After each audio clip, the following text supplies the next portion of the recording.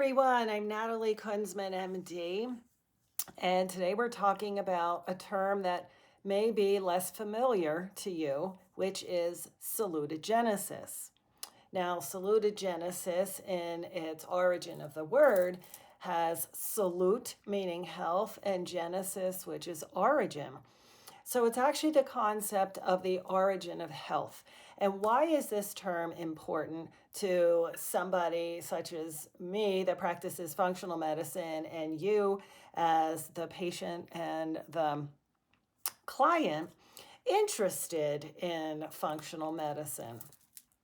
Well, salutogenesis would be considered somewhat opposite of pathogenesis, which is the style of medicine that is trained in our traditional medical schools, and there is a role for this. Do not get me wrong, but pathogenesis is the origin of disease. So it's actually an approach, whether you are going after the origin of disease or the origin of health. Now, we've been somewhat taught that health is on one part of the continuum and disease is on the other part, as though they are opposites. But in actuality, we have an interconnectedness with this concept of our health origins and disease and how there is interplay. This is, again, a fairly new term developed in the late 70s by a researcher. And there are some obvious key differences. And for instance, the core principles of the pathogenic model would be that you're dealing with a disease and you are starting with a problem that needs to get fixed. Versus in the salutogenic model, the starting point is we're all healthy and we all have this potential that we need to tap into. So if you think about a lot of the trips and the visits you've had to your providers throughout the years, if you've had traditional providers, we are acting in your best benefit, but making some inherent assumptions that we need to avoid your problem, we need to treat your disease, and that the human condition is inherently healthy, but you must be harboring a disease that we need to get rid of. And we need to get you away from pain. We need to get you away from loss. We need to prevent you from getting worse. And the end point would be you have no problems or you have no disease, and we are going to treat that disease. Okay, that's pathogenic. The salutogenic model, and a lot of you may understand these principles by working with some of your energy practitioners, your health coaches, your hands-on providers, your chiropractic, your holistic, your Eastern philosophical approaches. The starting point is actually that we have this health potential, okay? And what we need to do is tap in or approach that potential and be proactive. And we would actually do things to generate better health. In other words, this is actually, or I've heard it said, you are not what you take, you are what you do. And in this model, you are in the driver's seat to actually promote your wellness. We may believe that in the salutogenic model that we all do have flaws. And that doesn't necessarily mean that we are diseased, and we are realistic in this approach that we're going to actually go on the attack and we are going to get that health and we are going to take action steps to get that health. So again, this is a philosophic approach.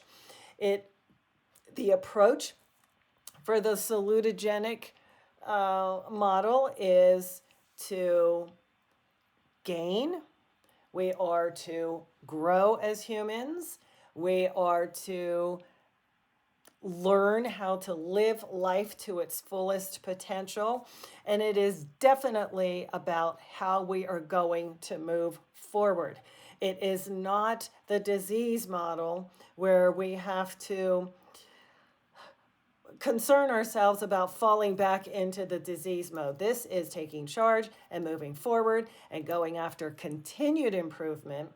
And our endpoint for the salutogenic model is the optimized potential versus the least amount of problems that you're dealing with. Now, again, these philosophies can be intermingled, but the approach to salutogenesis is absolutely wonderful in that everybody has the ability to tap into their said potential.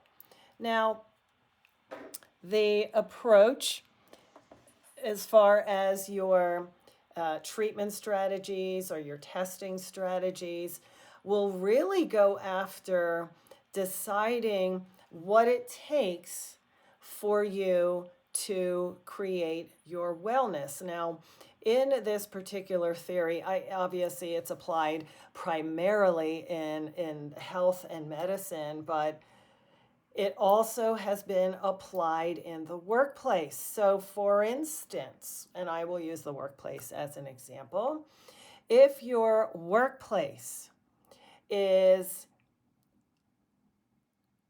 not of the caliber that helps you gain and grow and have wonderful sociability, find the meaning of life, do meaningful work, or even have the sense of coherence and meaningfulness, such that you no longer have satisfaction, what you do is not worthwhile, then this will not promote your health.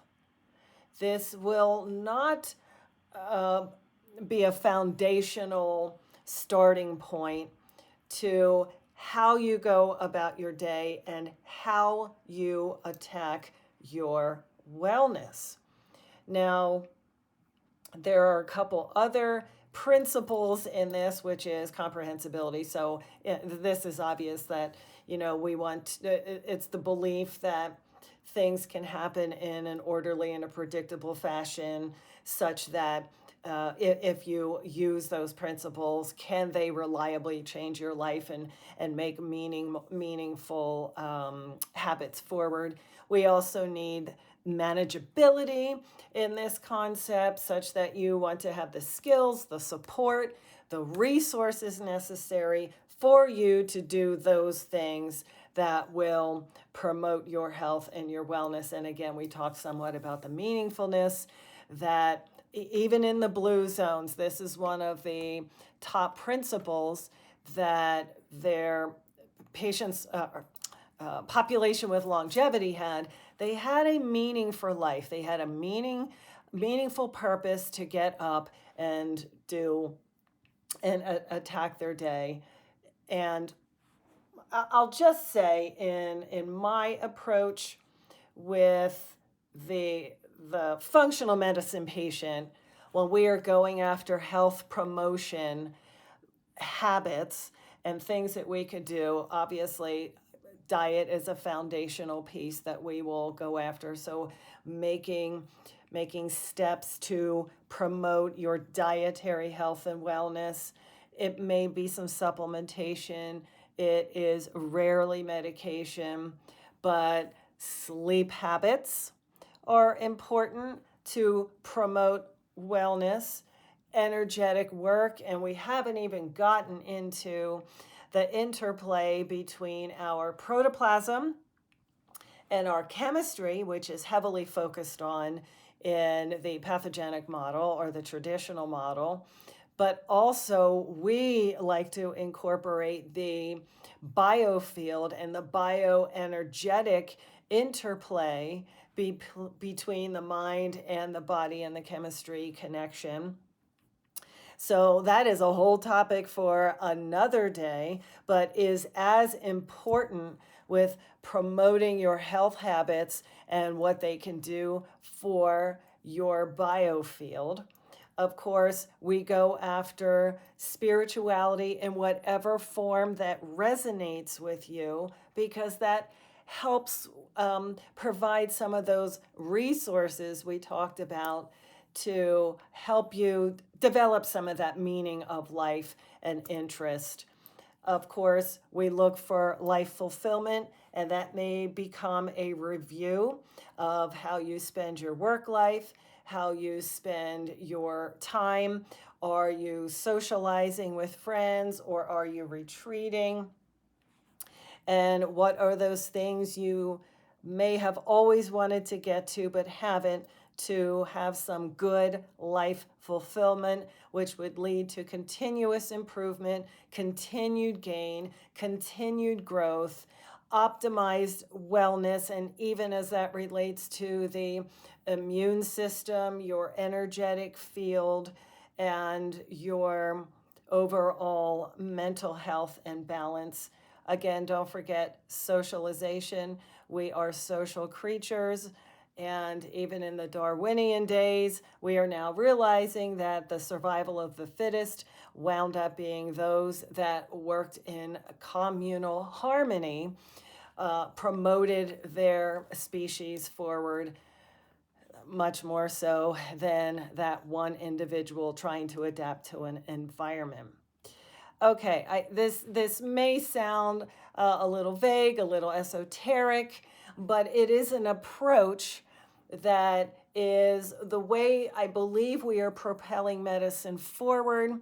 We do not have disease or wellness. This is commingled together, and we can actually do things for our wellness versus taking things for our disease. And of course, you may need to have more than one person on your team to help you get to these goals.